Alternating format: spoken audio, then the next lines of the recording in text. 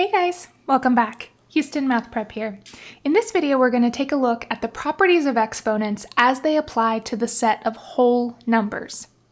So these are going to be a little bit different than the properties of exponents as they apply to integers or as they apply to rational numbers, as you may have learned them in an algebra course. So here we're talking about just whole numbers.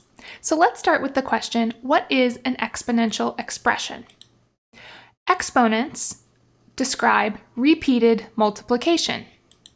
They are usually written as a raised to the n power, where in this case, both a and n must be whole numbers. We call a the base, and it tells us what is being multiplied. We call n the exponent, and it tells us how many times that base is being multiplied. So if we have a to the n written in an expanded way, that would be a times a times a times a, and so on until we had n copies of a. Working with these exponential expressions, we have certain properties that allow us to simplify the way that we work with them. So starting with the product property of exponents, mathematically that says for every non-zero whole number a and natural numbers m and n, if we have a raised to the m power times a raised to the n power, that is a to the m plus n power. In words, we typically say when we multiply exponential expressions with the same base, then we can add their exponents. So let's look at an example of this. Let's say we have 2 to the third power times 2 to the seventh power. Well, 2 to the third power is 2 times 2 times 2, where we have 3 copies of our base 2. If we then multiply that by 2 to the fourth, we're multiplying by 2 times 2 times 2 times 2, or 4 copies of our base 2. Overall, then, we have 2 to the 3 plus 4, or 7 copies of 2.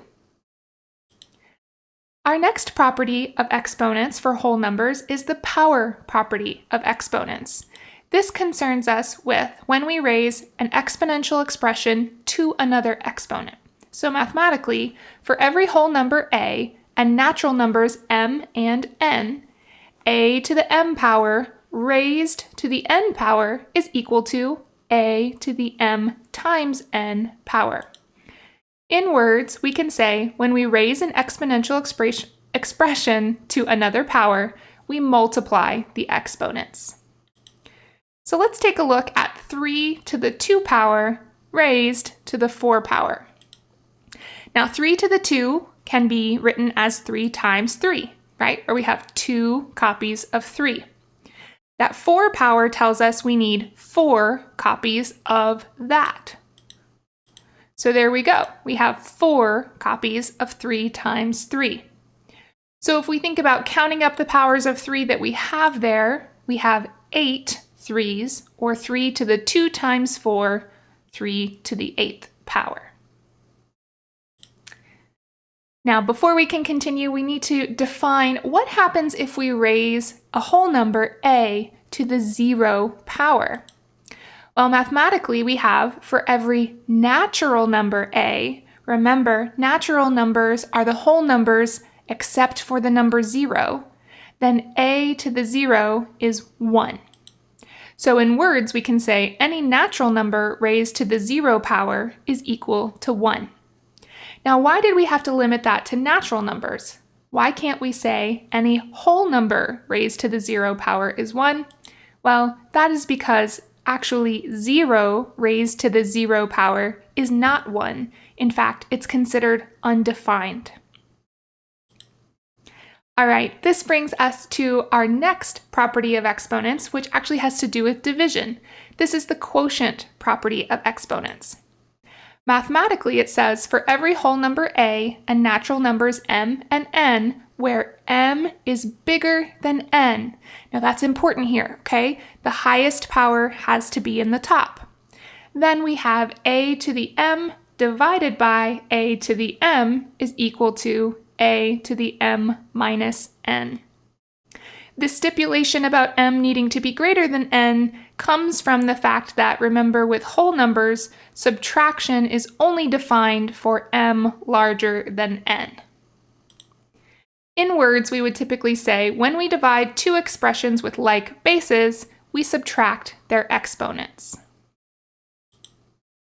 So let's take a look at an example here. 5 to the 4th power divided by 5 squared. If we wrote that out in expanded form, that would be 5 times 5 times 5 times 5, or 4 copies of 5 on the top, divided by 5 times 5, or 2 copies of 5 in the bottom.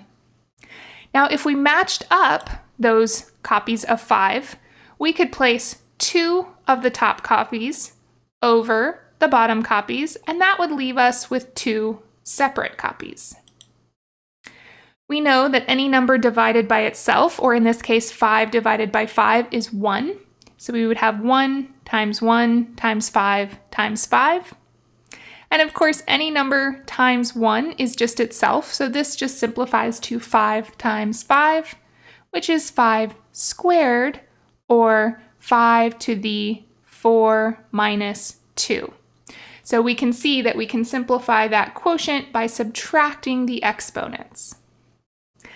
All right, guys, well, that does it for this video on the properties of exponents for whole numbers. Until next time, we'll catch you in a future video.